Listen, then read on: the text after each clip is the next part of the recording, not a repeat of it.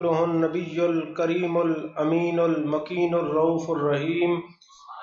قال الله تبارك وتعالى في شان حبيبه مخبرا وآمرا إن الله وملائكته يصلون على النبي يا أيها الذين آمنوا صلوا عليه وسلموا تسليما. اللهم صل على سيدنا ومولانا محمد وعلى آل سيدنا ومولانا محمد وبارك وسلم وصل عليه. الصلاة والسلام عليك يا رسول الله، الصلاة والسلام عليك يا حبيب الله، الصلاة والسلام عليك يا نبي الله، الصلاة والسلام عليك يا خیر خلق اللہ. تمام تعریفیں اللہ تبارک و تعالیٰ کے لیے ہیں جو خالق کائنات بھی ہے، مالک شش جہات بھی، جو احد بھی ہے، صمد بھی ہے، جس کی شان لم یلد بھی ہے ولم یولد بھی. لا تعداد ہدیہ درود و سلام بارگاہ سید الانام، شفیع رحمت، والی امت، شاہ خوباں، جان جانا، شہنشاہ حسینہ، سید سروراں، سیاہ لامکاں، تتیمہ دوراں، سرخیل زہرہ جمالاں، رازدان ما اوہا، شاہد ما تغا، صاحب علم نشرہ، معصوم آمنہ، احمد مجتبہ حضرت محمد مصطفیٰ صلی اللہ علیہ وآلہ وصحبہ وبارک وسلم کی دربار ناز میں اپنی عقیدتوں، ارادتوں، محبتوں کا خراج پیش کرنے کے بعد اللہ جل مجدہ کی توفیق اور عطا سے آج ہمارا یہ 5واں چھٹا خطاب ہے، اور اس نیت سے گفتگو کی جا رہی ہے کہ اگر ہم عمل میں اتنے کمزور ہیں کہ 100 رکعت نفل تو نہیں پڑھ سکتے، دین کا ایک مسئلہ جو سیکھیں گے تو 1000 نفل کا ثواب تو ملے گا ہی نا. ایک بات. دوسری بات یہ ہے، محافل کے اندر بعض اللہ کے برگزیدہ بندے، اللہ کے دوست، اولیاء، ازکیاء، اصفیاء، نوکبا، نوجبا کے دامن میں رہنے والی ہستیاں، خیال یار میں رہنے والے لوگ موجود ہوتے ہیں جن کی وجہ سے سب کی بخشش ہو جاتی ہے. عزیزان محترم، آج بھی مجلس لگی ہوئی ہے تو ماضی بعید میں چلے جائیں، قریب کی بات نہیں کر رہا. ماضی بعید میں ایک شخص تھے جن کو حضرت امام شعرانی کہا جاتا ہے، اور حضرت امام شعرانی وہ ہیں، آپ کتب تصوف پڑھیں، آپ تبیان القرآن کو پڑھیں، سورہ جمعہ کی تلاوت کریں. سورہ جمعہ کی 3 اور 4 آیت کے تحت آپ کو امام شعرانی کا نام ملے گا. امام شعرانی وہ شخصیت ہیں جنہوں نے جاگتے ہوئے میرے آقا سے پوری بخاری شریف پڑھی ہے. وہ امام شعرانی رحمت اللہ علیہ مجلس لگی ہوئی ہے. آپ ایک عربی کا شعر پڑھ رہے ہیں، محمد بشر لیس کالبشر کل یاقوت حجر لیس کالحجر. معنی کیا بنتا ہے؟ میرے آقا علیہ الصلوۃ والسلام بشر تو ہیں مگر عام بشر جیسے نہیں، جیسے یاقوت پتھر تو ہے مگر عام پتھر جیسا نہیں. اب اس شعر کو بار بار پڑھتے ہیں، محمد بشر لیس کالبشر، محمد بشر لیس کالبشر، محمد بشر لیس کالبشر کل یاقوت حجر لیس کالحجر. اب یہ شعر پڑھ رہے ہیں، گنگنا رہے ہیں. ارے جنہوں نے زانو تلمس طے کیا ہو تو امام الانبیاء کے سامنے کیا ہو. ارے جنہوں نے والضحیٰ کے چہرے کو دیکھ کر بخاری شریف پڑھی ہو، جنہوں نے حضوری کا مقام طے کیا ہو اور والضحیٰ اور واللیل کی زلفوں والے محبوب سے پوری حدیث کی کتاب پڑھی ہو، حدیث کی کتاب بھی سامنے ہو، حدیث بھی سامنے ہو، حدیث والا بھی سامنے ہو، قرآن بھی سامنے ہو، صاحب قرآن بھی سامنے ہو. ارے وہاں جلوے بھی ہوں، وہاں جمال بھی ہو، جہاں حسن بھی ہو وہاں کمال بھی ہو، وہ امام شارانی ایک مجلس میں یہ شعر پڑھتا ہے، جب رات کو سوتا ہے میرے آقا کی زیارت ہوتی ہے، میرے آقا فرماتے ہیں شارانی جب تو یہ شعر پڑھ رہا تھا تو پڑھ کے خوش ہو رہا تھا، مجمع سن کے خوش ہو رہا تھا، ہم اپنے روزے میں سن کے خوش ہو رہے تھے۔ میں نے اللہ سے دعا کی، اے میرے مالک جو شعر پڑھ رہا تھا اس کو بھی بخش دے، جو شعر سن رہے تھے ان کو بھی بخش دے، اور قیامت تک جس مجلس میں یہ شعر پڑھا جائے پڑھنے والے کو بھی بخش دے، سننے والے کو بھی بخش دے۔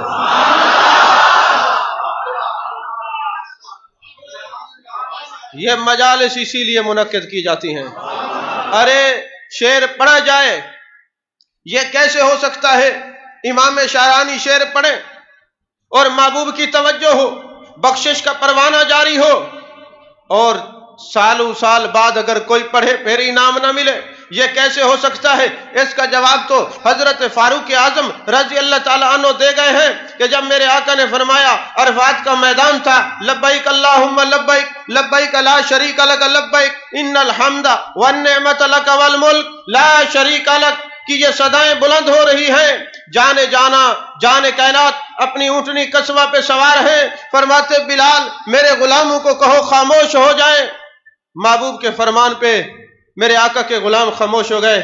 میرے آقا نے فرمایا، اے میرے صحابہ تمہیں مبارک ہو، اللہ نے تمہیں عرش سے سلام بھی بھیجا ہے اور بخشش کا پیغام بھی بھیجا ہے۔ حضرت فاروق اعظم رضی اللہ تعالیٰ عنہ عرض کرتے ہیں، یا رسول اللہ صلی اللہ علیہ وآلہ وسلم، کیا یہ ہمارے لیے ہے یا بعد والوں کے لیے ہے؟ ھذا خاصۃ لنا، یہ ہمارے لیے ہے، مخصوص ہے، ہمارا خاصہ ہے، یا بعد والوں کا بھی؟ تو میرے آقا نے شریعت کا مزاج سکھایا، فرمایا فاروق اعظم جو کام تم کرو گے اور جو تمہیں انعام ملے گا وہی کام امت میں جو بھی کرے گا وہی انعام اللہ عطا فرمائے گا۔ یہ کیسے ہو سکتا ہے کہ صحابہ کو انعام ملے اور بعد والوں کو انعام نہ ملے؟ فرمایا قیامت تک جو 9 ذی الحج کو عرفات کے میدان میں ہوگا اللہ کی طرف سے سلام بھی آئے گا، بخشش کا پیغام بھی آئے گا۔ تو شریعت کا مزاج بتا دیا کہ پہلے والوں کو جو انعام جس کام سے ملتا ہے بعد والوں کو بھی وہ کام کرنے سے وہی انعام اللہ عطا فرماتا ہے۔ عزیزان محترم، اللہ نے قرآن میں فرمایا، یا ایھا الانسان ما غرک بربک الکریم، اے انسان تجھے کس چیز نے اپنے رب سے دور کر دیا ہے؟ غرق کا معنی ہے مغرور۔ اے انسان تجھے کیا ہو گیا، اتنا مغرور کیوں ہو گیا، رب کی رحمتوں سے دور ہو گیا؟ خواجہ حسن بصری رحمۃ اللہ علیہ جب یہ آیت پڑھتے، یا ایھا الانسان ما غرک بربک الکریم، آپ کی چیخ نکل جاتی، آپ بے ہوش ہو جاتے، آنکھوں سے آنسو روا ہو جاتے اور کہتے میرے مالک ہم مغرور نہیں ہو گئے، تیری محبت نے اور تیرے پیار نے ہمیں تھوڑا تم سے دور کر دیا، ہم مغرور نہیں ہوئے۔ آپ کو بات میں سمجھا نہیں سکا، میں کیا بتانا چاہ رہا تھا۔ ہم دور نہیں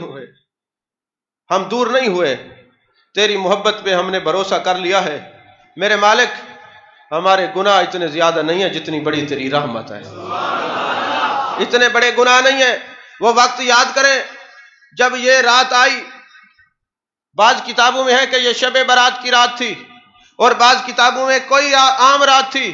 رات کا وقت ہے، میرے آقا طواف کر رہے ہیں اور ایک ہی صحابی وہاں پہ اندھیرے میں پھر رہا ہے جس نے کلمہ تو پڑھ رکھا تھا مگر ابھی محبوب علیہ الصلوۃ والسلام سے ملا نہیں تھا۔ کسی مسلمان کے ہاتھ پہ مسلمان ہوا ہوگا، کسی صحابی کے ہاتھ پہ مسلمان ہوا ہوگا۔ اب میرے آقا کعبے کا طواف کر رہے ہیں، اندھیری رات ہے، رات کا وقت ہے، وہ صحابی پڑھتے یا کریمو یا کریمو یا کریمو یا کریمو یا کریمو۔ میرے آقا نے جب دیکھا میرا غلام یا کریمو کا ورد کر رہا ہے، میرے آقا بھی ساتھ شروع ہو گئے یا کریمو یا کریمو یا کریمو۔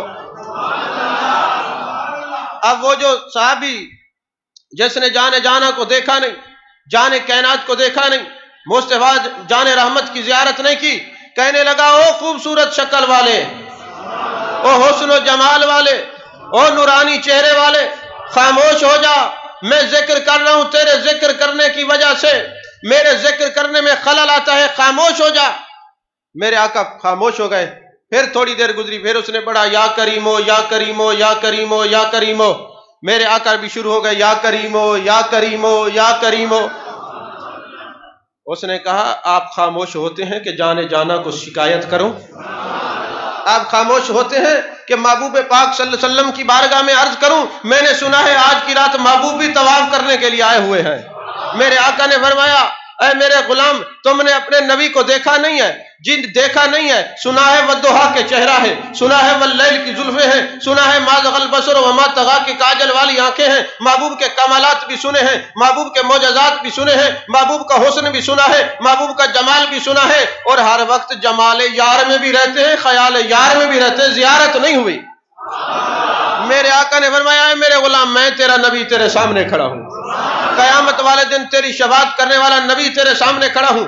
कदमों में गिर जाते हैं, आका गलती हो गई है, मैंने आपको नाराज किया। मेरे आका अलैहिस्सलातु वस्सलाम ने फरमाया कोई बात नहीं। इतने में जिब्रील अमीन आते हैं, या रसूलल्लाह सल्लल्लाहु अलैहि वसल्लम, अल्लाह इरशाद फरमा रहा है, आपको सलाम इरशाद फरमा रहा है, और फरमाते ये जो आपका गुलाम है ना, कयामत वाले दिन इसका सख्त हिसाब लूंगा, सख्त हिसाब लूंगा। मेरे आका ने फरमाया ओ मेरे अरबी भाई, या अखल अरब, है मेरे अरब वाले भाई, महबूब जिसको मर्जी है भाई कहें, प्यार में जो कहें, उम्मती का हक नहीं बनता। तो मेरे आका अलैहिस्सलातु वस्सलाम ने फरमाया ओ मेरे अरबी या अखल अरब, अल्लाह ने फरमाया मैं कयामत वाले दिन बड़ा कड़ा हिसाब लूंगा। वो बद्दू था, अरबी था, मगर आशिक था, सहाबी था। अर्ज करने लगा या रसूल अल्लाह सल्लल्लाहु अलैहि वसल्लम, अल्लाह की बारगाह में अर्ज कीजिए मेरी तरफ से कि अगर अल्लाह मेरा हिसाब लेगा, मैं कयामत वाले दिन अल्लाह का हिसाब लूंगा। मेरे आका की आंखों से आंसू रवा हो गए, दाढ़ी मुबारक तर हो गई। फरमाया तू उम्मती, मैं नबी, तू बंदा, वो खालिक, तू मखलूक, वो माबूद, वो इला, तू कैसे हिसाब लेगा? अर्ज करने लगा या रसूल अल्लाह सल्लल्लाहु अलैहि वसल्लम, कयामत वाले दिन जब मेरा हिसाब होगा, अल्लाह मेरे गुनाहों का हिसाब लेगा, मैं अल्लाह की रहमत का हिसाब लूंगा, देख लूंगा कि मेरी गुनाह ज्यादा है या रब की रहमत ज्यादा है, गुनाह ज्यादा है या रब की रहमत ज्यादा है। फौरन जिब्रील अमीन आते हैं, अर्ज करते या रसूल अल्लाह सल्लल्लाहु अलैहि वसल्लम, ये जो आपके उम्मती ने भरोसा कर लिया है ना कि मेरे गुनाह जितने बड़े ज्यादा भी हूं उसकी रहमत से बढ़कर तो नहीं है। बड़ी खूबसूरत बात की है, खुदा राजी भी हो गया है और कयामत वाले दिन इसको जन्नत में आपका साथ भी देगा। जिस जिसका ये कहता जाएगा अल्लाह उसकी बख्शिश भी फरमाता जाएगा। तो हम भी इस आस पे बैठे हुए हैं कि हमारे गुनाह उसकी रहमत से बड़े नहीं है। अच्छा, मैं कभी कभी सोचता हूं कि मेरे आका अलैहिस्सलातु वस्सलाम के गुलाम ने बहुत बड़ी बात कह दी, लेकिन कहा क्यों है? बड़ा सोचता हूँ, इस हदीस पे गौर करता हूँ तो मुझे एक ही बात मेरे दिल से आवाज आती है, न मेरा विजदान है, न मैं किसी से डायरेक्ट कलाम कर सकता हूँ, सीधा साधा बंदा हूं। तो मैंने गौर किया कि बात क्या होगी। मेरे आका अलैहिस्सलातु वस्सलाम के गुलाम ने क्यों फरमाया, तो मेरे दिल में एक ही बात आती है कि जब कोई बहुत बड़ा बंदा मौजूद हो तो जो करिंदे होते हैं वो बात कारी लेते हैं, उनको पता है संभालने वाले बैठे हैं। और वो एराबी जरूर था, जानता था अल्लाह ने फरमाया वमा कान अल्लाहु लियुअज़्ज़िबहुम व अंत फीहिम, महबूब जहां आप जलवागर होंगे मेरा अजाब नहीं होगा। जाने जाना, जाने कैनात, मुस्तफा जाने रहमत सल्लल्लाहु अलैहि वसल्लम, काली जुल्फों वाले महबूब जलवागर हैं। अगर मैं कह भी दूंगा तो खुदा अजाब नहीं देगा, क्योंकि महबूब का वजूद मसूद यहां जलवागर है, महबूब का वजूद मसूद यहां जलवागर है। अजीजान मोहतरम, मैंने जुम्मे की तकरीर पे भी, और जो अभी थोड़ी देर पहले तकरीर हुई है फारूकी साहब के यहाँ, मैंने यहाँ इन दोनों तकारीर में एक बात की थी, उस पर थोड़ा थोड़ा कलाम करने लगा हूं। देखें अल्लाह तबारक व तआला के बख्शिश के बहाने, देखें बख्शना जो है, जिस चीज की निस्बत हो जाती है ना, निस्बत का बड़ा एहतराम है। यहां मैं एक आपको छोटी सी मिसाल दूं, निस्बतों को पुख्ता कीजिए, निस्बतों को पुख्ता कीजिए, निस्बतें मजबूत होंगी तो बंदा कामयाब होगा। میں آپ کو مثال یہ دینے لگا ہوں، آپ کی باڈی کے اندر ڈاکٹر کہتے 18 لیٹر بلڈ موجود ہے، ایسا ہے کہ نہیں ہے؟ خون ہے نا؟ اچھا، خون پاک ہوتا ہے کہ پلیت ہوتا ہے؟ خون اندر رہے تو پاک ہے نا؟ اگر یہ باہر چلا جائے، جسم پہ لگ جائے، جسم ناپاک، کپڑے پہ لگ جائے، کپڑا ناپاک، آخر یہ آپ کی باڈی میں سرکولیٹ ہو رہا ہے، آپ نماز پڑھ رہے ہیں، خون اندر ہے، آپ روزہ رکھ رہے ہیں، خون اندر ہے، آپ حج کر رہے ہیں، خون اندر ہے، آپ طواف کر رہے ہیں، خون اندر ہے، آپ مسجد نبوی میں بیٹھے ہیں، خون اندر ہے۔ جب تک یہ آپ کے اندر ہے، آپ نماز بھی پڑھ رہے ہیں۔ جب تک یہ باڈی کے اندر ہے، آپ طواف بھی کر رہے ہیں، یہ خون باڈی کے اندر ہے، مینا بھی جا رہے ہیں، یہ خون باڈی کے اندر ہے، عرفات بھی جا رہے ہیں، یہ خون باڈی کے اندر ہے، مینا بھی جا رہے ہیں، عرفات بھی جا رہے ہیں، مزدلفہ بھی جا رہے ہیں، روضہ رسول پہ بھی جا رہے ہیں، بلڈ اندر ہے۔ اچھا، کبھی کوئی قطرہ آپ کی باڈی سے نکلے، باڈی پہ لگ جائے، باڈی پاک ہوتی ہے کہ ناپاک ہوتی ہے؟ ناپاک ہوتی ہے۔ خون اگر لگ جائے باڈی پر، باڈی ناپاک ہے، نماز نہیں پڑھ سکتے، وضو آپ کا توڑ دے گی۔ یہ خون کا قطرہ جو باڈی سے جدا ہوا آپ کا وضو توڑ دے گا۔ اگر یہی خون کپڑے پہ لگ گیا تو یہ ناپاک ہو جاتا ہے۔ تو یارو، زمزم پیو، یہ انسان کا بڑا متبرک پانی ہے، زمزم بڑی عزت و عظمت والا ہے، مگر یہ دل پاک نہیں کرتا، یہ جسم پاک نہیں کرتا۔ یہ اس سے غسل کر لو، وضو کر لو، ظاہری جسم تو پاک ہو جائے گا، مگر باطن پاک نہیں کرتا۔ بات سمجھنے کی یہ ہے، اگر بلڈ کا قطرہ تمہاری نسبت چھوڑ دے وہ ناپاک ہو جاتا ہے، اور جو امتی نبی کی نسبت چھوڑ دے وہ کیسے پاک رہ سکتا ہے؟ آپ کو بات نہیں سمجھ آئی؟ تو نسبت جس کی مضبوط ہوگی، نسبت پختہ ہوگی، آج بھی جو طیب و طاہر ہونا چاہتا ہے وہ اپنے آپ کو اپنے نبی سے جوڑ لے، نسبت پختہ کر لے، کیونکہ اللہ نے قرآن میں فرمایا ہے یزکیہم ویعلمہم الکتاب والحکمہ، میرے محبوب نگاہوں سے پاک بھی کرتے ہیں، کتاب بھی سکھاتے ہیں، آیات بھی تلاوت کرتے ہیں، یہ سب کچھ در مصطفیٰ سے ملتا ہے۔ جس طرح تمہارے خون کا قطرہ تمہاری باڈی سے نسبت مضبوط رکھے تو وہ پاک رہتا ہے، تمہارا جسم کی نسبت چھوڑے وہ پلید ہو جاتا ہے۔ امتی نبی سے تعلق جوڑے تو پاک رہتا ہے، تعلق توڑے تو پلید اور ناپاک ہو جاتا ہے۔ شاید آپ میری بات کو سمجھ نہیں سکے، جہاں میں لے کے جانا چاہتا تھا آپ ابھی وہاں نہیں پہنچے۔ چلے میں 2-4 باتیں اور مثالیں دیتا ہوں، آپ کو سمجھ آ جائیں گی۔ آپ جاتے ہیں سعودی عرب میں، وہاں بیت اللہ شریف ہے، بیت اللہ کے طواف کرتے ہیں کہ نہیں کرتے؟ بولیے تو۔ اتنی تقریریں کرنے کے بعد، نیند مکمل نہ ہونے کے بعد، ہو سکتا ہے میں کچھ کہنا چاہوں، زبان سے کچھ نکلے، آپ بولتے رہیں تو میں سمجھوں گا بھئی آپ ہوش میں بیٹھے۔ بیت اللہ شریف کے طواف کرتے ہیں کہ نہیں کرتے؟ اچھا، یہ بیت اللہ شریف بڑی عزت والا ہے، بڑی عظمت والا ہے، بڑی شان والا ہے، لیکن آپ کبھی غور تو کریں کہ جو کعبے کا طواف کر لے وہ طیب ہو جاتا ہے۔ کعبے کو دیکھ لے، 120 رحمتیں ہر وقت کعبے پہ آتی رہتی ہیں۔ کبھی آپ نے یہ غور کیا ہے کہ کعبہ پاک کیسے کرتا ہے؟ کعبے کے اندر یہ صلاحیت کیسے ہے؟ بیت اللہ ہے، کوئی شک نہیں، اللہ کا گھر ہے، کوئی شک نہیں، لیکن لوگوں کو طواف کرا کے پاک کرنے کی صلاحیت اس بیت اللہ میں آئی کیوں؟ اس لیے اس نے بتایا کہ میں بیت اللہ ہوں، میں کعبہ ہوں، مگر میری نسبت کعبے کے کعبہ سے ہے۔ کیونکہ جس وقت میرے آقا علیہ الصلوۃ والسلام دنیا میں تشریف لائے، یہ کعبہ زمین بوس ہو گیا۔ آپ کے دادا جناب عبد المطلب طواف کر رہے ہیں، کعبہ زمین بوس ہے۔ سوال کرتے کعبہ کیا ہوا؟ کوئی لرزہ طاری ہو گیا، زمین بوس ہو گیا؟ اس نے کہا نبی کے دادا زمین بوس نہیں ہوا، سجدہ کر رہا ہوں کہ کعبے کا کعبہ دنیا میں تشریف لا چکا ہے۔ تو جس چیز کی نسبت محبوب سے ہو جائے وہ پاک کرتا ہے۔ 2-4 مثالیں دے کے آگے چلتا ہوں۔ جب قیامت کا دن ہوگا، تفسیر عزیزی کے اندر یہ حدیث لکھی ہوئی ہے، جب قیامت کا دن ہوگا فرشتے آئیں گے، کعبے کو سجائیں گے، دلہن بنائیں گے اور کہیں گے کعبہ چل، تجھے جنت میں لے کے جانا ہے۔ کعبہ کہے گا جنت میں لے کے جانا؟ जन्नत का कोई इनकार नहीं, पहले मुझे दर रसूल पे ले चलो। यही बैतुल्लाह शरीफ और सिरे बैतुल्लाह को चमटने वाले, ये हदीस ज़हन में रखना, जिस काबे को तू चिमटा हुआ है और मदीने जाने का नाम नहीं लेता, ये काबा तो खुद ख्वाहिशमंद है कि दर रसूल पे मेरी हाजिरी हो जाए, मैं मदीना जाऊं और ये फरिश्ते इस बैतुल्लाह को सजाकर दर मुस्तफा सल्लल्लाहु अलैहि वसल्लम पे ले जाएंगे। बताने वाले इमामुल अंबिया हैं, फरमाते हैं ये काबे को फरिश्ते सजा के मेरे दर पे ले आएंगे, ये काबा कहेगा अस्सलामु अलैका या रसूल अल्लाह।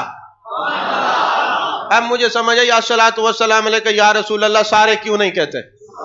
नबी वाले कहते हैं, नबी वाले कहते हैं, ये सारे नहीं कहते।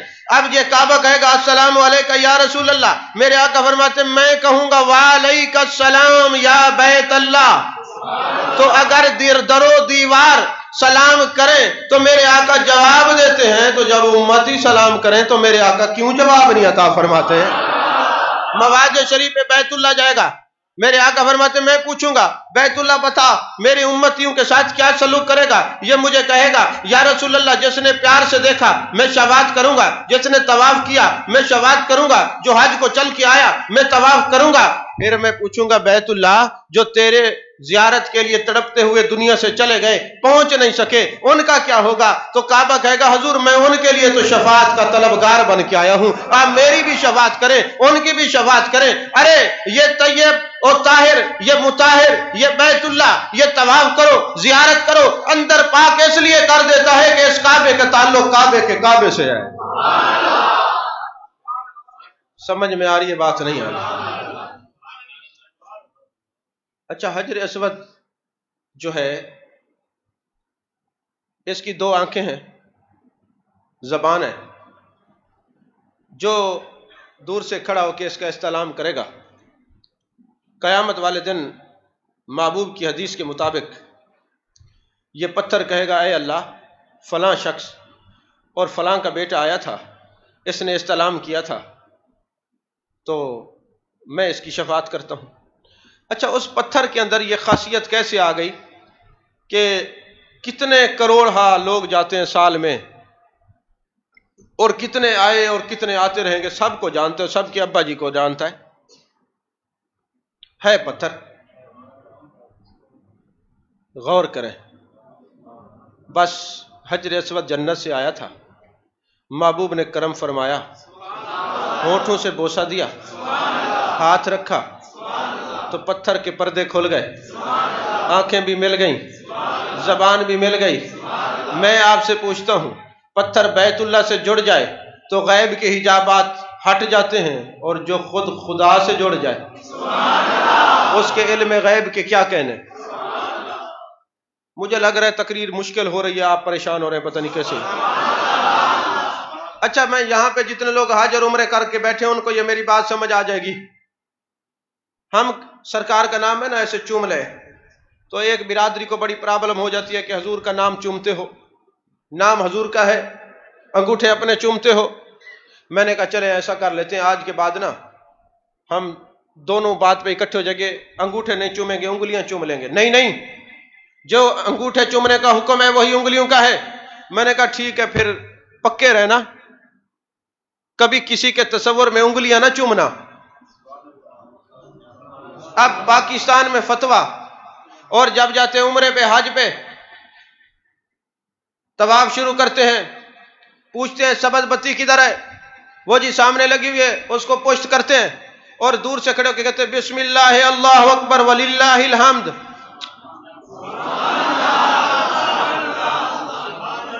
मौलवी साहब के कान से पकड़ो मौलाना, पाकिस्तान में अंगूठे चूमने पर बहस, और यहां चारों उंगलियां चूमी जा रही हैं। बाज किताबों में है कि ये खामद है, चार इसकी बीवियां हैं। खामद को तुम छोड़ रखा, बीवियों की तरफ चले गए। बहरहाल ये तो आज राह मजा है।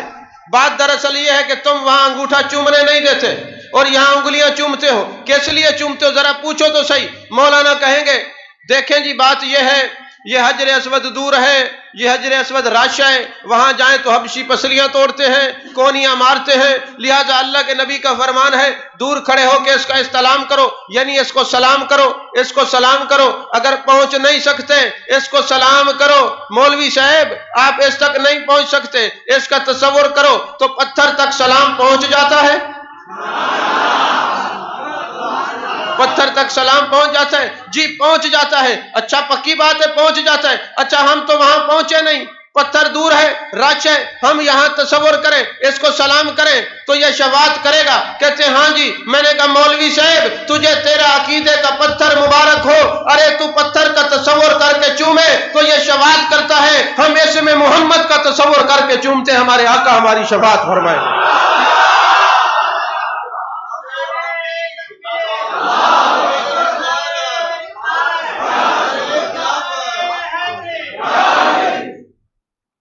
توجہ ہے آپ کی؟ چلیں آگے چلتے ہیں۔ بھائی 7 چکر ہیں، کیوں 7 چکر لگائیں؟ 2 لگا لیتے، نہیں 7 لگانے ہیں۔ یہ 7 چکروں میں کیا معاملہ ہے؟ اچھا پھر چکر بھی ایسے الٹے لگانے ہیں، بھائی یہ الٹے کیوں لگائیں؟ سیدھے لگا لیتے، نہیں قبول نہیں ہوں گے، ایسے الٹے لگاؤ۔ بھائی کیوں؟ کہتے یہ دل بھی اس طرف ہے، یہ گھر بھی بائیں طرف ہے، اور دل بھر کا گھر بھی، بس چکر لگا لو۔ اچھا 7 ہی کیوں لگائیں؟ کہا جہنم کے دروازے 7 ہیں اور طواف کے چکر بھی 7 ہیں، ادھر سے تمہارے چکر مکمل، ادھر دروازے 7 کے 7 جہنم کے بند۔ لیکن ایک بات یاد رکھنا، بہن بھائیوں کو، رشتہ داروں کا مال دبا کے ان کو چکر دے کے چکر 1000 بھی لگا لو کچھ نہیں ہوگا، پہلے ان کا مال واپس کرو گے تب پھر تمہیں یہ چکر فائدہ دیں گے، ورنہ چکر میں ہی رہو گے۔ اچھا جی زمزم شریف ہے نا جی، میرے آقا علیہ الصلوۃ والسلام کی حدیث پاک ہے، کچھ نہ کرو زمزم کو پکڑ لو، ایسے غور سے دیکھتے رہو، کیا ہوگا یا رسول اللہ صلی اللہ علیہ وسلم؟ فرمایا جو زمزم کو تکتا رہے اس میں یہ تاثیر ہے کہ یہ نفاق کی بیماری کو چھین لیتا ہے، زمزم کو تکنے والا منافق نہیں ہو سکتا۔ زمزم کو تکو یعنی آب کو تکو تو بندہ منافقت سے بری ہو جاتا ہے۔ تو ظالمو ذرا دل پہ ہاتھ رکھ کے بتاؤ، جو آب کو تکے وہ نفاق سے بری ہوتا ہے، اور جو رسالت ماب کو صحابہ تکتے رہتے ہیں وہ کیسے نفاق میں آ سکتے ہیں؟ تمہیں کیا پتا میرے نبی کے صحابہ کی عظمت کیا ہے؟ اچھا پھر میرے مصطفیٰ کریم صلی اللہ علیہ وسلم فرماتے ہیں یہ ہاتھ میں رکھو کاسا زمزم کا، اور کو اے اللہ مجھے دوبارہ مدینے بلا لے، پانی پی لو، دعا قبول ہے۔ ہاتھ میں زمزم لے کر دعا مانگو، دعا قبول۔ میرے آقا فرماتے ہیں 3 چلو بھر کے اپنے سر پہ ڈالو زمزم شریف کے، تو جب تک تم جیتے رہو گے تمہیں کوئی رسوا نہیں کر سکتا۔ یا رسول اللہ صلی اللہ علیہ وسلم اس زمزم کے اندر یہ خاصیت کیسے آئی کہ اس کو 3 چلو بھر کے سر میں ڈالے تو بندہ رسوا نہیں ہوتا؟ فرماتا ہاں، فرماتے میں نے اپنا لعاب ڈالا ہے، جس زمزم میں لعاب مصطفیٰ آ جائے تو اس کے اندر یہ تاثیر ہے وہ رسوا نہیں ہو سکتا۔ ارے تمہارے سر پہ لعاب آئے تم رسوا نہیں ہو سکتے، جن کے سروں پہ ہاتھ رسالت ماب آئے وہ کیسے رسوا ہو سکتے؟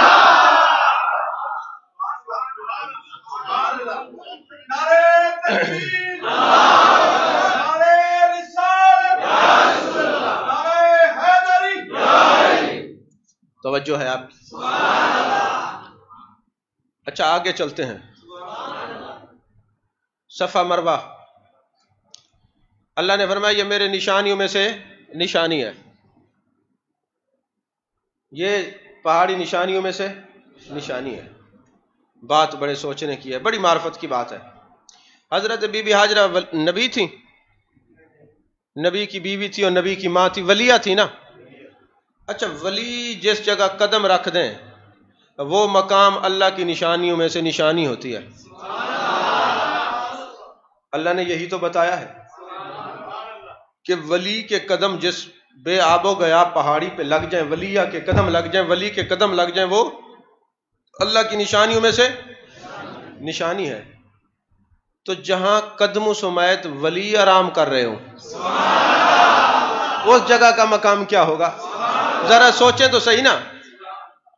تو دوستو کہنے کا مقصد یہ ہے اپنی نسبتیں محبوب سے مضبوط کر لیں. بس یہ کلیہ یہ سبق لے کے جائیں. نبی کی ذات پہلے، استاد بعد میں. نبی کی ذات پہلے، پیر بعد میں. نبی کی ذات پہلے، باپ بعد میں. نبی کی ذات پہلے، اولاد بعد میں. نبی کی ذات پہلے، رشتہ دار بعد میں. ارے ساری کائنات کے رشتے بعد میں، میرے مصطفیٰ کا رشتہ پہلے. اور میرے آقا نے فرمایا لا یؤمن احدکم حتی اکون احب الیہ من والدہ ووالدہ والناس اجمعین. آج اس رات بیٹھ کر یہ تحیہ کرتے ہیں یا رسول اللہ صلی اللہ علیہ وسلم بے شک ہمارے اعمال ایسے نہیں جیسے ہونے چاہیے، مگر ایک بات ہے وہ یہ ہے کہ ہم تیرے در کے غدار نہیں، ہم منافق نہیں، ہم تیری ہر نسبت کا احترام کرنے والے ہیں. ہم تیری ہر نسبت کا احترام کرنے والے ہیں. اور میرے آقا نے فرمایا المرء مع من احبا، جو جس کے ساتھ محبت کرے گا اسی کے ساتھ ہوگا. امام غزالی نے احیاء العلوم میں لکھا، آپ اٹھائیں احیاء العلوم، اس کے اندر یہ بات لکھی ہوئی ہے. ابو جعفر سعدلانی رحمت اللہ علیہ بہت بڑے بزرگ ہیں، فرماتے ایک رات میں سویا، میں نے خواب میں دیکھا میرے آقا جلوہ گر ہیں، ساتھ ابو بکر صدیق بھی ہیں، حضرت فاروق اعظم بھی ہیں، حضرت عثمان غنی بھی ہیں، حضرت مولا علی بھی ہیں، عشرہ مبشرہ صحابہ بھی ہیں رضوان اللہ علیہم اجمعین. تو فرشتے ہاتھ دھلا رہے ہیں، دسترخوان بچھا ہوا ہے اور میں ساتھ بیٹھا ہوا ہوں. دو فرشتے ہاتھ دھلاتے دھلاتے جب میری طرف آنے لگے، ایک نے کہا ابھی تو یہ زندہ ہے، اس کا وصال نہیں ہوا، اس کی روح قفس امسری سے پرواز نہیں کی، اس کو کیوں یہ ہاتھ دھلائیں، اس کو کھانا کیسے کھلائیں، اس کو دسترخوان پہ کیسے بٹھائیں. تو میں نے سرکار دو عالم نور مجسم صلی اللہ علیہ وسلم کو دیکھا. میں نے ہاتھ جوڑ کے عرض کی یا رسول اللہ صلی اللہ علیہ وسلم آپ کا یہ فرمان نہیں ہے المرء مع من احبا، جو جس سے محبت کرے گا اسی کے ساتھ ہوگا. میرے آقا نے فرمایا ہاں یہ میرا فرمان ہے. میں نے کہا حضور میرے اعمال تو ایسے نہیں ہیں، لیکن ایک نسخہ ہے، وہ ایک بچنے کا طریقہ ہے، میں آپ سے محبت کرتا ہوں. اور آپ نے فرمایا جو مجھ سے محبت کرے گا میرا ہے تو میں آپ کا نہیں ہوں. میرے آقا نے فرمایا فرشتے اس کے بھی ہاتھ دھلاؤ، یہ بھی ہمارا ہے، یہ بھی ہمارا ہے. ارے ہم عمل میں بے شک کمزور ہیں، لیکن ہم نے نبی کے دشمنوں کو دشمن جانا، نبی کے دوستوں کو دوست جانا. ہم نبیین کے غلام، صدیقین کے غلام، شہداء کے غلام، صالحین کے غلام، کاملین کے غلام، واصلین کے غلام، اولیاء کے غلام، نقباء کے غلام، نجباء کے غلام، اصفیاء کے غلام، ازکیاء کے غلام. ہم نبی کے صحابہ کے غلام، نبی کی آل کے غلام. یہ تو جہنم تو غداروں کے لیے ہے، نبی کے وفاداروں کے لیے تو نہیں ہے. عزیزان محترم، آج کی اس رات میں محروم لوگوں کا آپ نے ذکر سنا. جو مشرک ہوگا، شرک کرنے والا ہوگا، اس کی بخشش نہیں ہوگی. اور الحمدللہ امت میں کوئی مشرک نہیں ہے. میرے آقا نے فرمایا واللہ لا تشرکوا من بعدی، خدا کی قسم امت میں مجھے شرک کا کوئی خدشہ نہیں. امت پہ مشرک کا تانا دینے والے، تمہیں تو شرک کی تعریف کا ہی پتہ نہیں ہے کہ what is the definition of شرک. شرک کہتے کس کو ہیں؟ شرک کی تعریف یہ ہے کہ جو اللہ کی ذات اور صفات میں کسی کو واجب الوجود مانے وہ مشرک ہوتا ہے. واجب الوجود کیا ہوتا ہے؟ جو اپنی ذات اور صفات میں کسی کا محتاج نہ ہو وہ واجب الوجود ہوتا ہے، وہ اللہ تعالیٰ ہے. باقی تو ممکن الوجود ہے، واجب الوجود تو اللہ ہے. آپ دوائی جو لینے جاتے ہیں کیا کہتے ہیں؟ ڈاکٹر شفا دے گا یا اللہ شفا دے گا؟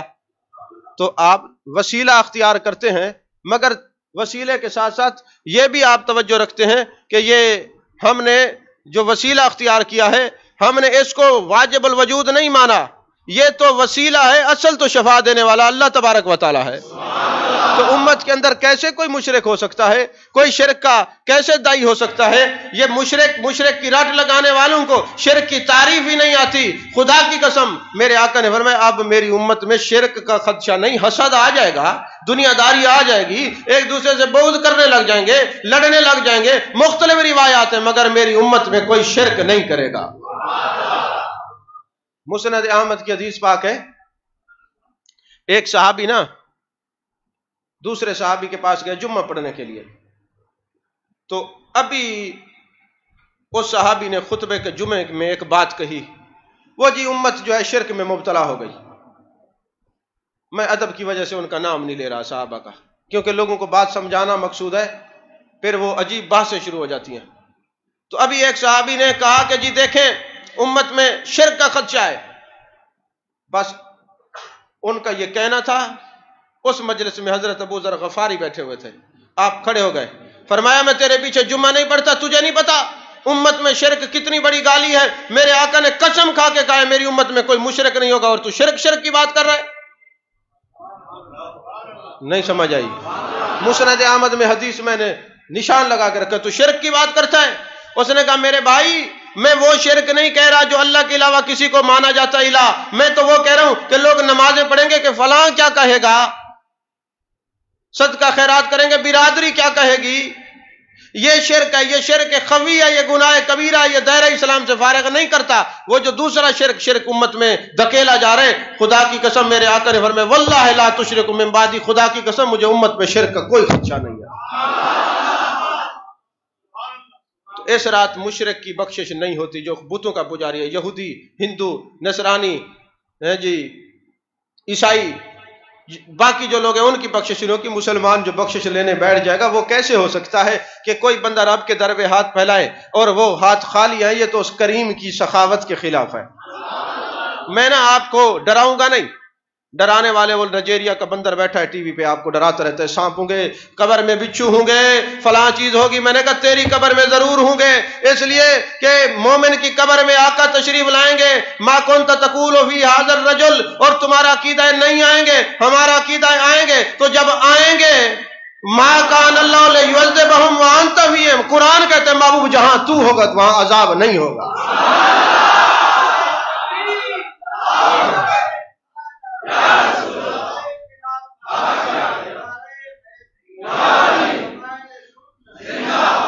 لیکن اس کا مطلب یہ نہیں ہے کہ عمل چھوڑ دو, عمل ضرور کرنا ہے. اس بات پہ نہ رہنا, ہو سکتا ہے اسی وجہ سے مسئلے بن جائیں کہ انکار کیا تھا. انکار نہیں کرنا, عاجزی اختیار کرنی ہے, عمل کرنا ہے. اچھا پھر ایک بات اور بھی میں عرض کر دوں, شرک اور رسالت کا جو نظریہ ہے جدا جدا نہیں ہے, اس کو جدا نہ سمجھنا. میں ایک مثال دیا کرتا ہوں. ایک مرید تھا, وہ پیر صاحب کے ہاتھ پہ گیا بیعت ہونے کے لیے. تو جب مرید ہو گیا, آج کل تو مرید ایسے جس کو 5 منٹ ٹائم دے دو وہ کہتے بس میرا تو پیسے نہیں ہیں, دعا کریں, اور اسی چکر میں لگے رہتے امیر ہو جاؤں, کبیر ہو جاؤں. میں کوئی امیر ہوں؟ میں ایک مثال تو میں لطیفہ نہیں سناتا, لیکن میرے ذہن میں آ رہے, ہنسنا نہیں ہے. ایک بندے کو مل گیا کہیں سے, یہ تربوز نہیں ہوتا جس کو ہم سریکی میں ہندوانا کہتے ہیں, تو مل گیا تو اس نے سر پہ اٹھا لیا. اچانک اس کو ٹھوکر لگی, وہ تربوز زمین پہ گرا, اس کے اندر سے جن نکل آیا. جب جن نکل آیا تو اس نے کہا کیا حکم ہے میرے آقا. اب مرید بھی کوئی ایسا ہی تھا جیسے ہمارے ہیں. اس نے کہا میرے لیے محل بنا. رکھ کے ماری چپیٹ, کہتے ہیں محل بنانے جوگا ہوتا تو تربوز میں رہتا. نہیں سمجھ آئی بات؟ وہ اللہ کے بندے, ہم فیکٹری تمہیں لگا کے دیتے تو ہماری نہ ہوتی. اگر ہم پیسے کی ریل پیل کے لیے تمہیں کچھ دے سکتے تو ہمارے پاس بھی کوئی اتنا پیسہ نہ ہوتا. کچھ بھی نہیں ہے. ہاں اس لیے کوئی سنگت اور میت اختیار کرتا ہے کہ بے ادبوں کی صحبت سے بچ جاؤں گا تو آ جائے. بس یہ کاروان ادب ہے, کاروان محبت ہے. باقی دنیا مانگنے والوں کچھ نہیں ملے گا. ہمارے پاس کچھ نہیں ہے, تمہیں کیا دے سکتے. بس یہ نکال لو ذہن سے, نہ ادھر نہ مایوس ہو کے چلے جاؤ. ہاں ادب کا رستہ ڈھونڈنا ہے, اللہ اور اس کے رسول کی رضا ڈھونڈنی ہے, تلاش کا رستہ ڈھونڈنا ہے, تو دروازے کھلے ہیں. اگر دنیا مانگنی ہے تو ہمارے پاس نہیں ہے تو تمہیں کہاں سے دو. جواب ہے سکا. تو عزیزان محترم, تو ایک مرید گیا پیر صاحب کے پاس, کہنے لگا حضور غریب ہوں دعا فرمائے. پھر مرید بھی کوئی چچڑ قسم کا تھا, چمٹ گیا, دعا نہیں کرتے. آج کل مرید بھی گال پڑ جاتے ہیں الحمدللہ. جس کو چائے نہ پوچھ لو وہ پھر وہ خیر نہیں, فوراً ولایت سے خارج کر کے پرچہ پکڑا کے گیٹ پہ چلے جاتے, ہم نہیں آئیں گے. کیوں جی؟ پیر صاحب نے چائے نہیں پوچھی. مطلب ہے چائے کے مرید ہیں, پیر کے تو مرید نہیں ہیں. تو بہرحال پیر صاحب نے جب دیکھا کہ یہ چچڑ ہے, جان نہیں چھوڑتا, فرمانے لگے جاؤ ایک کاغذ لے آؤ. یہ عقیدہ توحید سمجھا رہا ہوں, یہ میں نہیں سمجھا رہا, مولانا روم نے سمجھایا. تو انہوں نے کہا کاغذ لے آؤ. انہوں نے ایک لکھ دیا, کہا جاؤ تمہیں غیب سے 1 روپیہ ملے گا, عیش کرو. روزانہ اس کو غیب سے 1 روپیہ ملتا. کچھ عرصہ اس کے بڑے وارے نیارے ہو گئے. پھر ایک بزرگ سے ملاقات ہوئی, کہا بیٹے کیا کرتے ہو؟ کہا میرا پیر ہے, اس نے 1 روپیہ دیا ہے. اس نے کہا اچھا میں اس کو کچھ نہیں دوں گا تو بک بک کرے گا. اس نے کہا ادھر لاؤ کاغذ جب لایا تو اس نے صفر بڑھا دی. کتنے ہو گئے؟ 10. اب جب اس کو 10 روپے ملے نا, وہ چوڑا ہو گیا اور سر پہ بہت ساری پگڑی باندھ کے کہتا ہے سارے پیر صاحب کو پتہ کیڑی شاید ہے. میں تو بڑی شے بن گیا, مجھے تو 10 روپے مل گئے. پھر کسی کے پاس گیا, اس نے بھی 100 صفر بڑھا دی, 100 بن گیا. اب اپنے شیخ سے مناظرہ کرنے چلا, کہنے لگا آپ نے مجھے کیا دیا, ایسے 1 روپیہ, تو آپ سے تو فلاں اچھا 10 روپے, فلاں اچھا, اس کے پاس 100 روپے, فلاں اچھا فلاں اچھا. پیر صاحب نے تقریر سنی, فرمانے لگے بیٹے کاغذ ادھر کرو. اس نے کہا صفر بڑھاتے, اس نے کہا میں اپنا 1 گھٹا رہا ہوں. تو کیا بچا؟ تو کوئی کافر اگر عبادت کرے تب بھی 0, منافق عبادت کرے تب بھی, فاسق یہ جناب والا کافر, یہودی, تورانی, قادیانی, مرزائی, یہ بدبخت ختم نبوت کے منکر, کیونکہ انہوں نے 1 کو نہیں مانا. 1 لگے گا تو پھر 0 سے فیض ملتا جائے گا نا, پھر جو بھی کرے گا فیض بنتا جائے گا. وہ 1 کو مانو گے تو نیکی بنے گی, جنت میں جاؤ گے. وہ 1 کو مانا جنت کی چابی ہے. سمجھ آئی ہے؟ وہ اس 1 کو نہ مانو اور پھر جتنی مرضی ضربے لگاتے رہو, کچھ نہیں ہوگا. 1 کو ماننا پڑے گا, 1 کو ماننا پڑے گا, 1 کو ماننا پڑے گا. حیدر صاحب 1 کو ماننا ہے بس. ہاں جی, کہیں 0 کے چکر میں وہ 1 بھی نہ چلا جائے. بات میں نے جو کی ہے, جو سمجھنے والے وہ سمجھیں گے. آپ کو نہیں سمجھ آئی میں نے کیا کہا ہے؟ جس در پہ کوئی سر نہ جھکے اسے در نہیں کہتے, جو سر در پہ جھکے اسے سر نہیں کہتے. ہاں 1 کو مانو, جہاں بھی جاؤ 1 کو دیکھو, جس سے ملے 1 کو دیکھو, جس سے ملو 1 کے لیے ملو, جیو 1 کے لیے. گرم رکھتے ہیں ملاقات بدو نیک سے ہم, تیرے ملنے کے لیے ملتے ہر ایک سے ہم. اب جو توحید اور رسالت کو جدا کرے گا وہ چھٹی کر جائے گا. مولانا روم نے سمجھایا مثال, کہنے لگا ایک شاگرد گیا اپنے استاد کے پاس, اور وہ شاگرد جو تھا, آپ نے دیکھا ہوگا بعض بندے ایسے ہوتے ہیں نا, وہ آپ کو دیکھ رہے ہو تو لگتا ہے ادھر دیکھ رہے ہیں, ان کی نگاہ کے اندر نا کوئی تھوڑا ٹیڑھ پن ہوتا ہے, ایسا ہوتا ہے نا, اس کو بھینگا کہتے ہیں. اب جس کو 1 کے بجائے 2 چیزیں نظر آئیں, ایسا شاگرد استاد کے پاس گیا اور کہنے لگا اب میں نے جو بات کی آپ نہیں سمجھے, یہ خواجہ فرید ہی سمجھ سکتے ہیں یا بابا فرید. کا ٹیڑھ پن تھا اس کی نگاہ میں, اس نے جدا دیکھا. نہیں سمجھ, ٹیڑھ پن تھا نگاہ میں, اس نے جدا دیکھا. 1 کے بجائے اس کو 2 نظر آئے, اور جب 2 نظر آئے تو استاد نے کہا بیٹے جاؤ کمرے سے شیشہ لے آؤ. استاد جی اندر تو 2 شیشے رکھے ہیں, کون سا لے آؤں؟ انہوں نے کہا بدبخت 1 ہے. نہیں سمجھ آئی آپ؟ انہوں نے کہا نہیں 2 ہیں. کہا پتھر لے جاؤ, 1 شیشے کو توڑ جو ٹوٹ جائے رہنے دینا, اور جو بچ جائے لے آنا. جب پتھر مارا, واپسی آ کے گندا منہ کر کے کہتے ہیں حضور میں نے 1 کو مارا تھا, دونوں گئے. یار خواجہ فرید کی نگری میں یہ بات ہوتی تو اس کا مزہ ہی کچھ اور ہوتا. آپ نہیں سمجھے میری بات کو. ہاں, خواجہ محمد یار فریدی رحمت اللہ علیہ گئے کسی پروگرام میں, وہاں کسی نے کہا نعرہ تکبیر, نعرہ رسالت.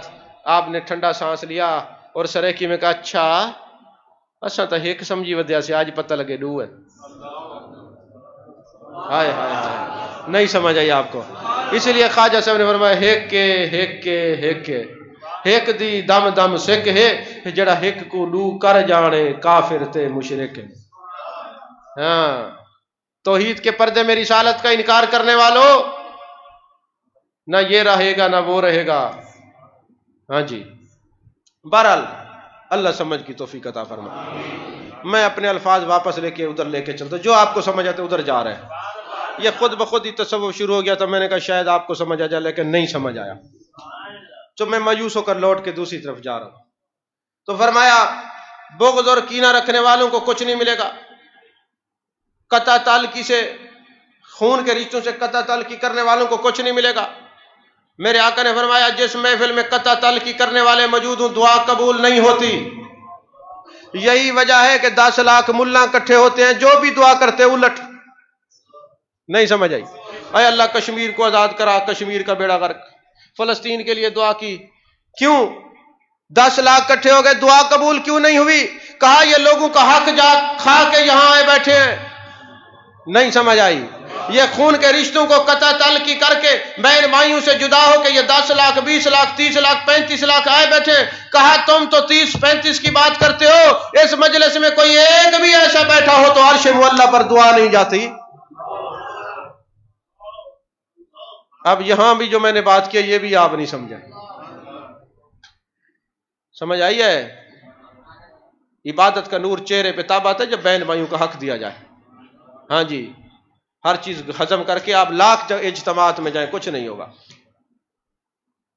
اب بتائیں مجھے ایسی باتیں کوئی کر سکتا ہے جس نے ویلے لینی ہو, پیسے لینے, ان کو پتہ ہے پیسے نہیں دیں گے ناراض ہو جائیں گے. جس قاری صاحب کی تنخواہ 2000 ہو وہ کیسے حق بیان کرے گا؟ ان کو پتہ ہے کان سے پکڑ کے تو نکل آئے تو ساگو دسے سے.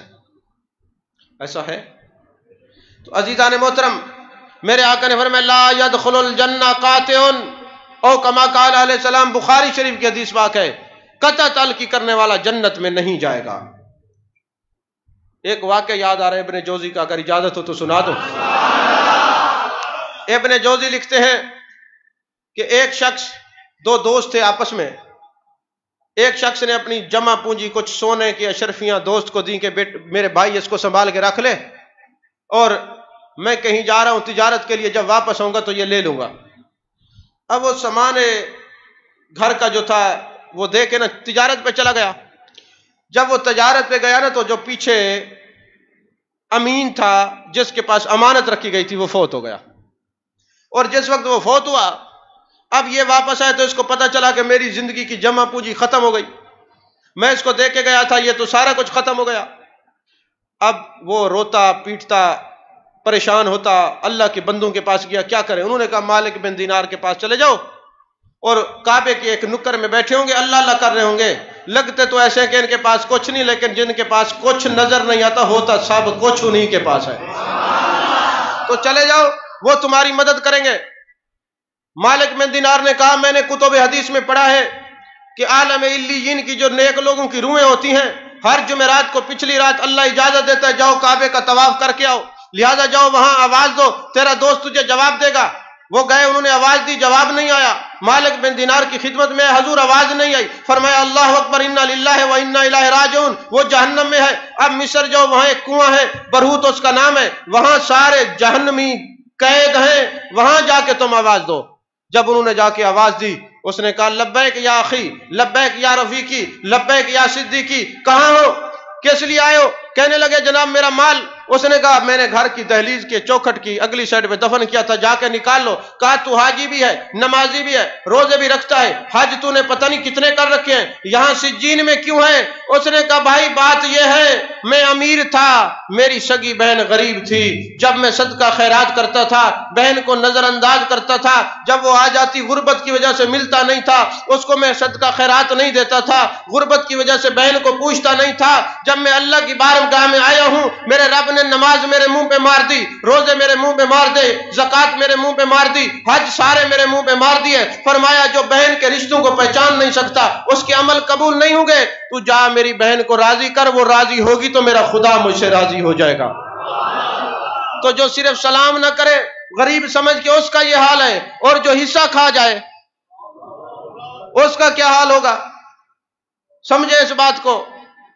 اب وہ کہتے ہیں میں اس کی بہن کے پاس گیا, اس نے کہا چلو کوئی بات نہیں, میرا بھائی ہے, میں معاف کرتی ہوں. اس کے ورثاء کے پاس کیا, انہوں نے کہا ٹھیک ہے جگہ کھودیں, وہ سامان لے لیں. سامان وہاں سے میں نے نکال لیا, میرا سامان مل گیا مجھے. مالک بن دینار کہنے لگے اب دوبارہ جاؤ, وہاں جا کے تم سلام کرو, بیت اللہ شریف میں دیکھو تمہیں جواب آتا ہے. کہتے پھر میں جمعرات کی پچھلی رات گیا, وہاں طواف ہو رہے تھے روحوں کے, میں نے آواز دی, انہوں نے جواب دیا. کہنے لگے میرے دوست میں تیرا شکریہ ادا کرتا ہوں, ادھر سے میری بہن نے مجھے معاف کیا, اللہ نے مجھے سجین سے مقام علیین میں پہنچا دیا, آج طواف کرنے کے لیے آیا ہوں, طواف کرنے کے لیے آیا ہوں.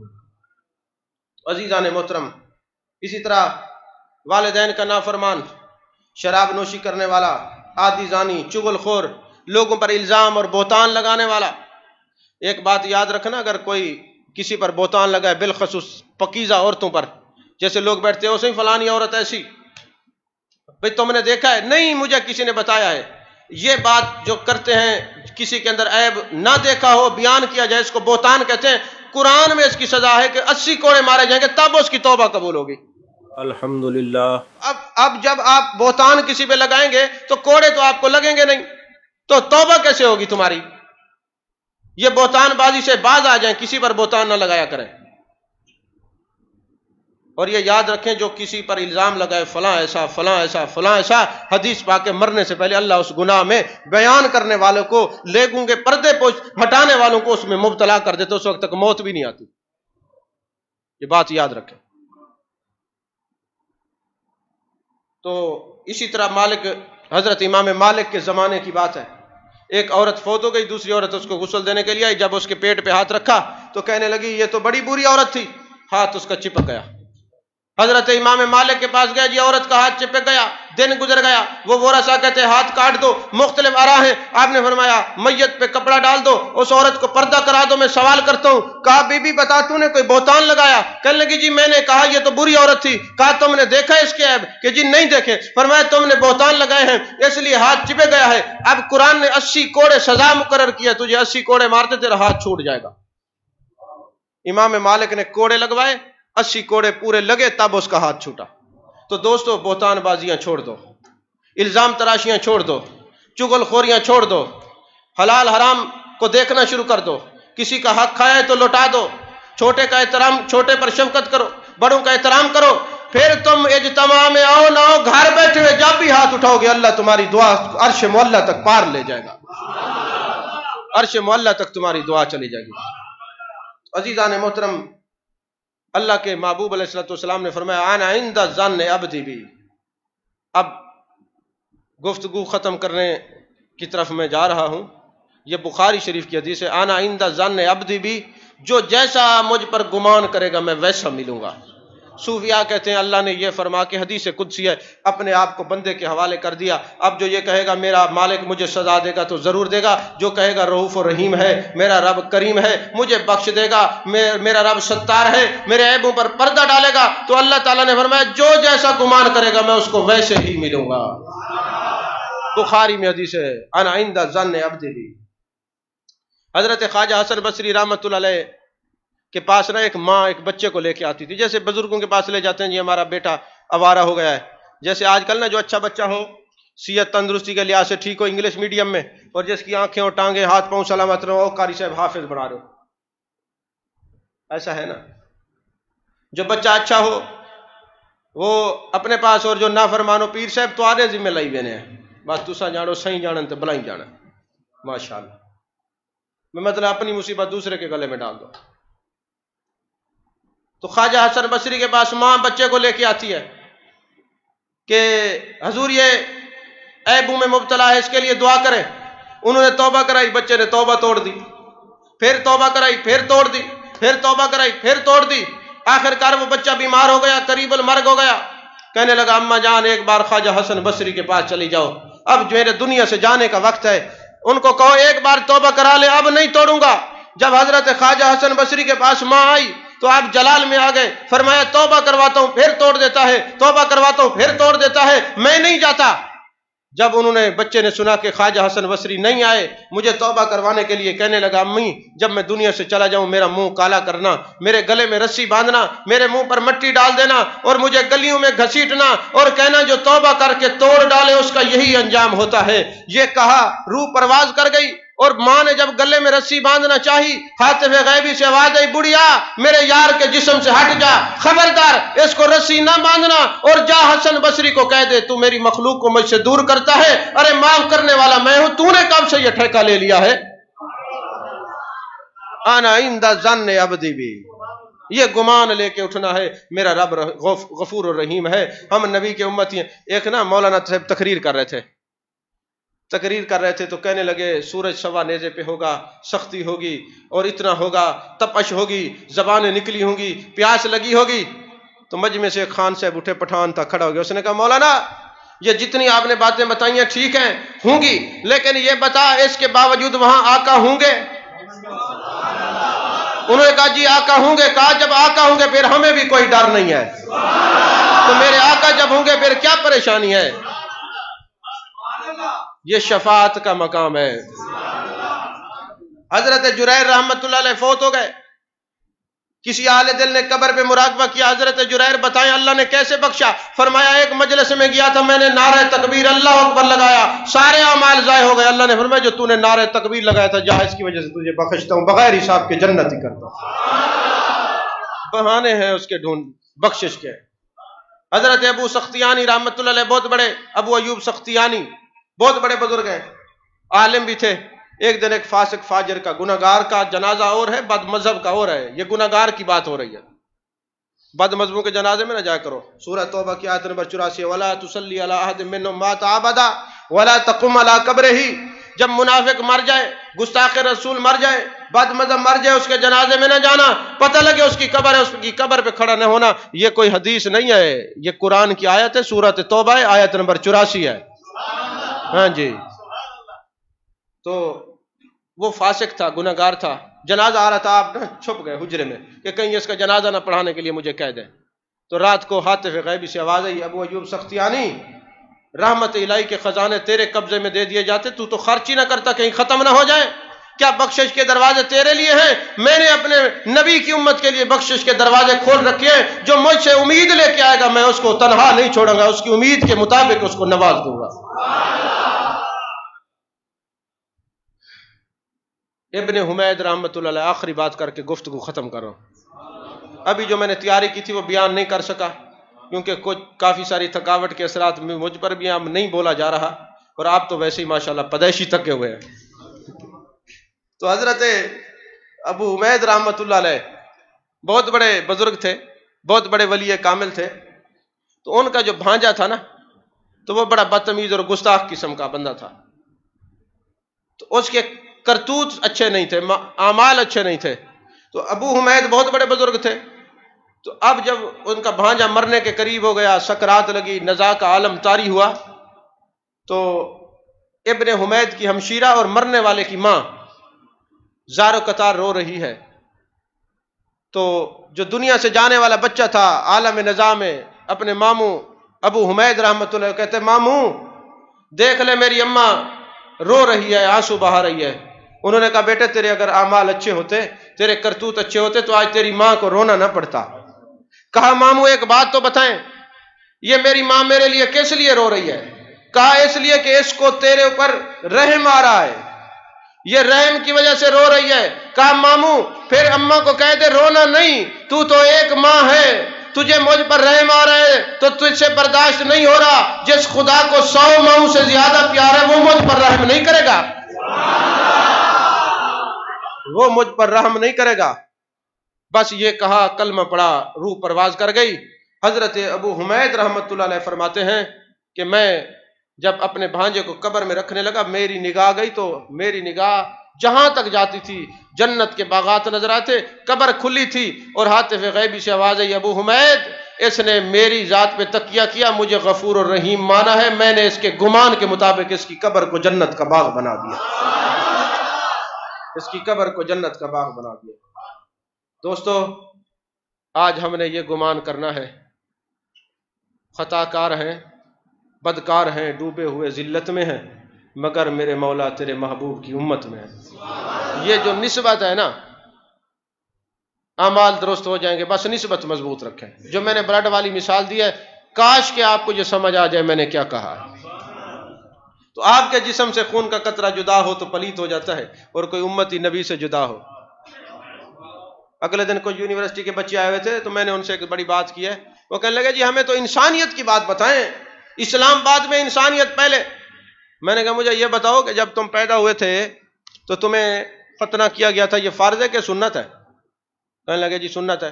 میں نے کہا یہ داڑھی خط بنوانا سنت ہے، بال کٹوانا سنت ہے، ناخن سنت ہے؟ تو میں نے کہا پیدا تو تم انسان ہوئے تھے، مگر محبوب کی سنتوں نے تمہیں حسین بنا دیا۔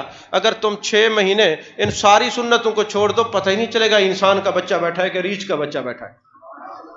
تو تم انسان پیدا ہوئے تھے، اور انسان کو انسان بنانے والے امام الانبیاء کی ذات ہے، میرے مصطفیٰ کریم صلی اللہ علیہ وسلم کی ذات ہے۔ ارے در مصطفیٰ کو مضبوطی سے پکڑ لو، محبوب کے دامن کو مضبوطی سے پکڑ لو۔ قرآن کا بھی یہی وعدہ ہے، قل ان کنتم تحبون اللہ فاتبعونی یحببکم اللہ۔ اللہ تعالیٰ میری معروضات کو قبول فرمائے۔ وآخر دعوانا الحمدللہ رب العالمین۔ انشاءاللہ العزیز 2 بجے